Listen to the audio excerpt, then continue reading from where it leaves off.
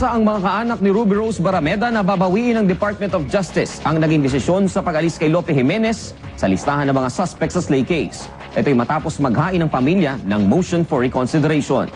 Nagbabalik si Benedict Galasan live. Benedict? Francis, naghain ng motion for reconsideration ng pamilya Barameda para maibalik sa hanay ng mga akusado ang negosyanteng si Lope Jimenez sa kasong sa pagpatay sa kay Ruby Rose Barameda.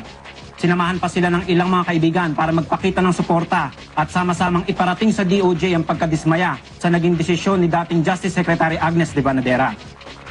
Siyempre humina ang kaso namin. Kung mapapawalang sala si Lope, parang nabaliwala lahat ng testimony ng aming state witness na si Manuel Montero. Isa sa nagbibigay ng lakas ng loob sa pamilya ay ang pananatili ni Manuel Montero bilang nag-iisang witness sa karumaldumal na krimen. Siya yung nagsasabi sa amin na lalo kami magdoble ingat kasi alam niya kung anong kapasidad na kayang gawin ni Lope sa amin. Na pwede kami ipatrabaho ni Lope. Anytime. Nangako ang Justice Department ang pag-aaralan ng apela ng mga Barameda at tiniyak ng kasalukuyang kalihim na hindi sila magpapa-impluensya. Salungat sa mga lumabas sa pahayagan na impluensyado ng isang samahan ng relihiyon ang pagkakaabsuelto ni Lope Jimenez.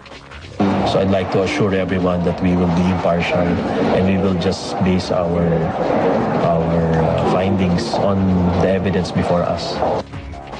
Sana walang katotohanan kasi kung susuportahan mo ang isang taong ganito na pumaslang ng isang tao na walang kalaban-laban, parang hindi ata tama.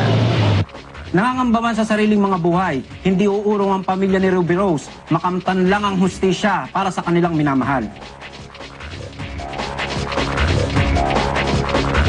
Maraming salamat, Benedict Galasan.